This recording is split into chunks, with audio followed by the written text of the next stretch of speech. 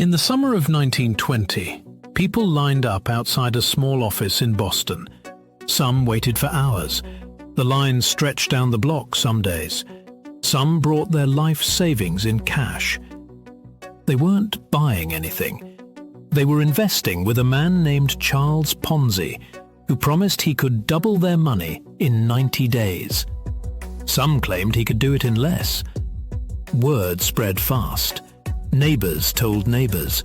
A widow mortgaged her house to invest more. A police officer handed over his pension savings. Servants invested their entire wages. So did their employers. For a few months, it actually worked. People really did get paid. That's the part of this story most people miss. This is the true story of the scheme that gave its name to every fraud like it that followed, and the strange, almost believable idea at its center.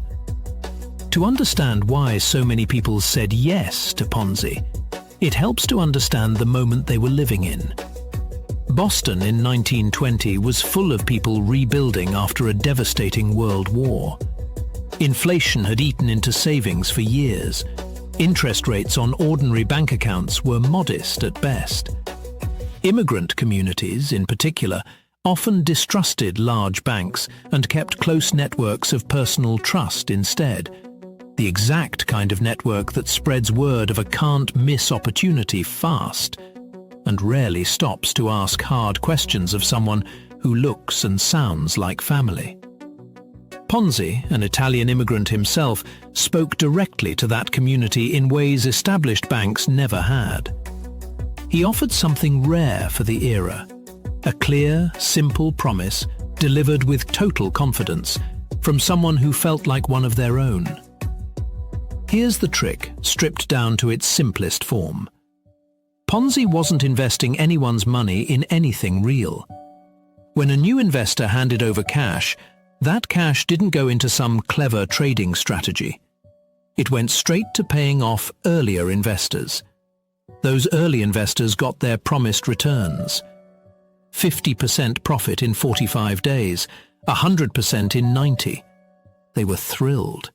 Many reinvested everything, plus new money on top. They told their friends told more friends. As long as new money kept flowing in faster than old investors wanted to cash out, the whole thing looked exactly like a wildly successful business. It wasn't. It was a very simple, very fragile loop. And loops like this only run in one direction. Ponzi didn't just ask people to trust him blindly. He had a story, and the story had just enough truth in it to sound plausible. He pointed to something called international postal reply coupons. These were real. They'd existed since a 1906 international postal agreement designed as a simple courtesy.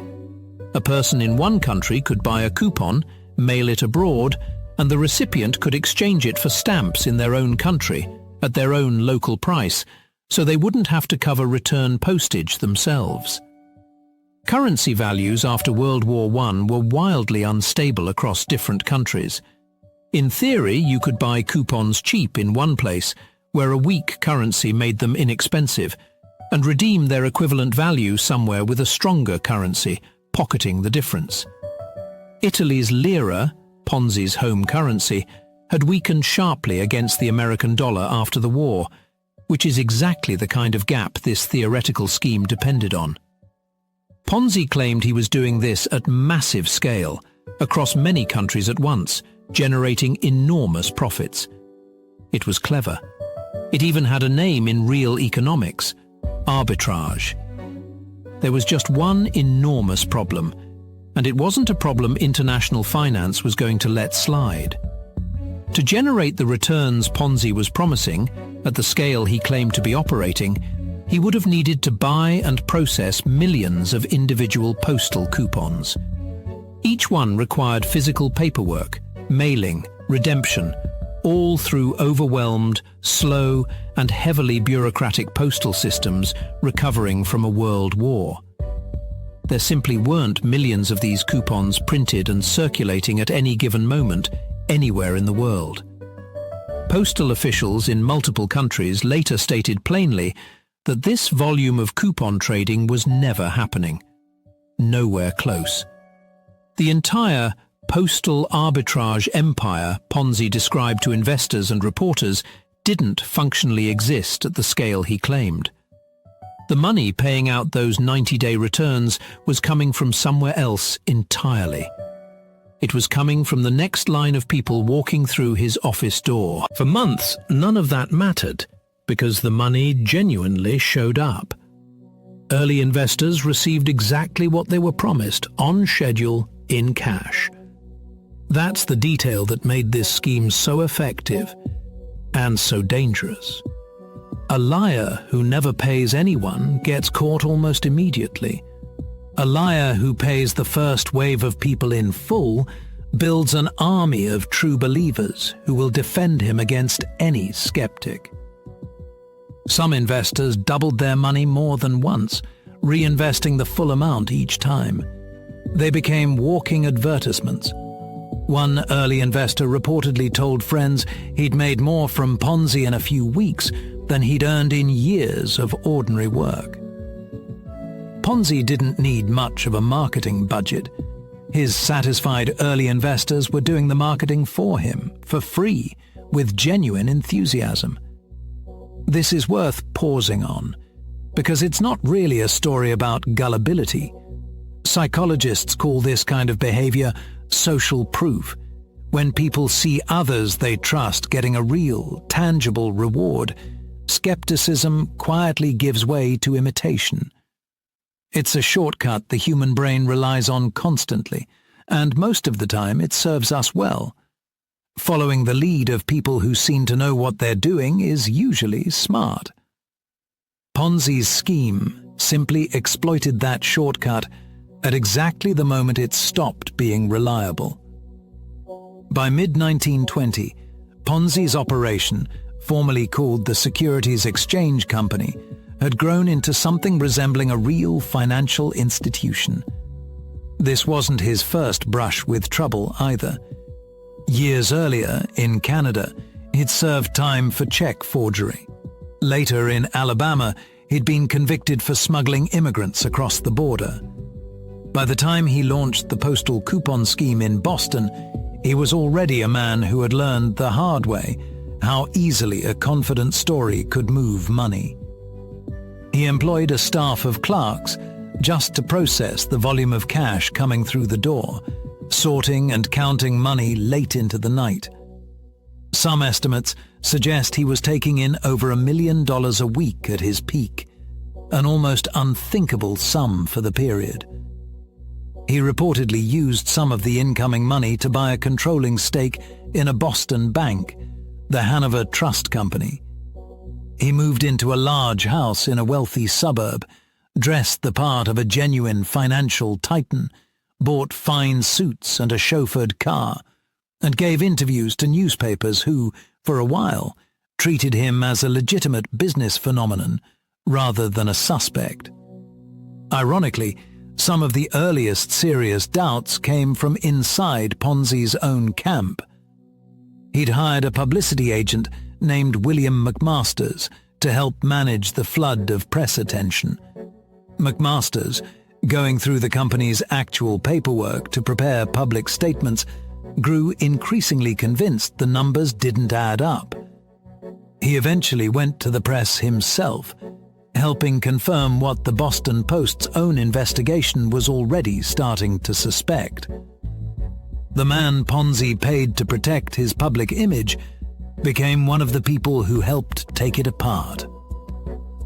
The unraveling started with numbers, not accusations.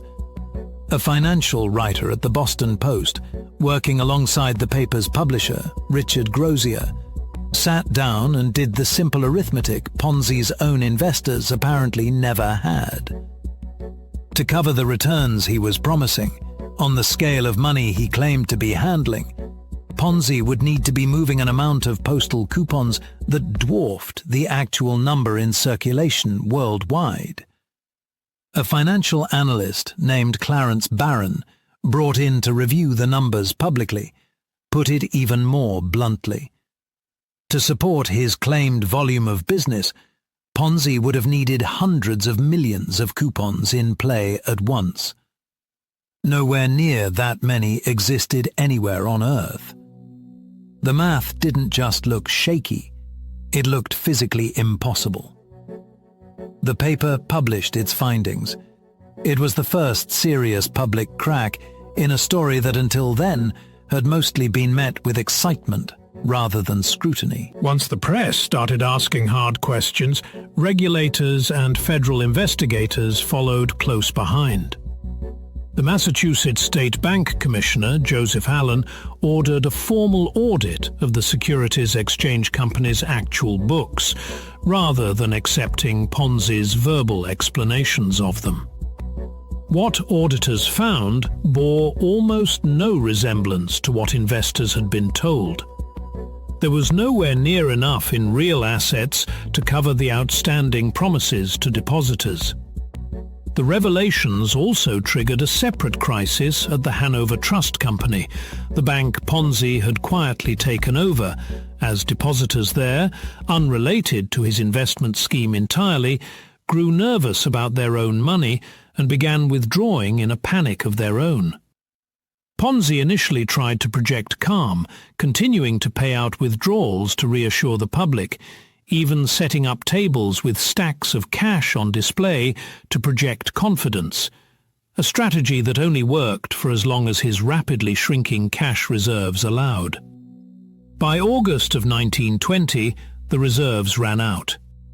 A crowd of panicked investors, no longer interested in reassurances, gathered outside his office demanding their money back immediately. Some pushed toward the doors. Police were called in to keep the crowd from turning into something worse. There wasn't enough left to give them. Ponzi was arrested shortly after, charged with mail fraud, given the postal coupon scheme's reliance on the mail system. He would later plead guilty to federal charges and serve several years in prison. Investigators estimated that investors were owed several $1 million more than the company actually held. Depending on the source, total losses ran somewhere between $15 and $20 million, an enormous sum for 1920 and a devastating one for the ordinary people, including that widow and that police officer who had trusted him with everything they had. Here's a detail worth sitting with, because it complicates the tidy version of this story. Ponzi didn't invent this trick. Roughly 2 decades earlier, a Brooklyn bookkeeper named William Miller ran a strikingly similar operation, promising investors returns so large that newspapers nicknamed him 520% Miller. The core mechanic was the same. New money paid old investors. Miller's scheme also collapsed, in his case within about a year, and he too served prison time once the truth came out. Some historians point to even earlier, less documented versions of the same basic con, stretching back further still, though the record gets thinner and harder to verify the further back you look. What Ponzi actually did, more than invent anything, was run the scheme large enough, publicly enough, and with just enough of a plausible cover story that his name became the one history remembers. There's a question historians and biographers still argue about, and it's genuinely unresolved. Did Ponzi know, from the very beginning, that his postal coupon story could never scale to match his promises? Or did he actually believe, at least at first, that he'd stumbled onto something real, only doubling down once the money started running short and the exits started closing? Ponzi himself gave conflicting accounts over the years, sometimes describing himself as a swindler who knew exactly what he was doing, other times insisting he genuinely believed his plan could have worked with enough time and capital behind it. He wrote his own version of events later in life, defending his intelligence and his instincts, even while admitting the scheme's illegality. Without a clearer paper trail from his own private thinking in early 1920, this remains an open question rather than a settled fact. Charles Ponzi served prison time, was deported back to Italy years later, and died in relative poverty in Brazil in 1949, reportedly leaving behind only a small amount of money, barely enough to cover his own funeral. It's a strikingly modest ending for a man who once moved $1 million a week. But his name outlived him completely, attaching itself permanently to a specific kind of fraud. Pay old investors with new investors' money for as long as the music keeps playing. The mechanism never really disappeared. It resurfaced in dozens of smaller schemes throughout the 20th century, and then, spectacularly, in the early 2000s, in a fraud run by a man named Bernie Madoff, on a scale of tens of billions of dollars, dwarfing anything Ponzi himself ever touched. Madoff's version lasted decades instead of months, fooling sophisticated investors and regulators alike, but the underlying engine was identical to the one running quietly out of a small Boston office in 1920. Smaller versions keep surfacing even now, sometimes dressed up in the language of cryptocurrency or high-yield trading algorithms instead of postal coupons, but running on exactly the same fuel: new deposits paying old withdrawals. The pattern is always recognizable once you know what to look for: implausibly steady returns, genuine payouts to early believers, and a growth rate that only survives as long as new money keeps arriving faster than old money leaves. Every instrument has a story. This one is really a warning wearing the costume of an instrument. This was the sixth one.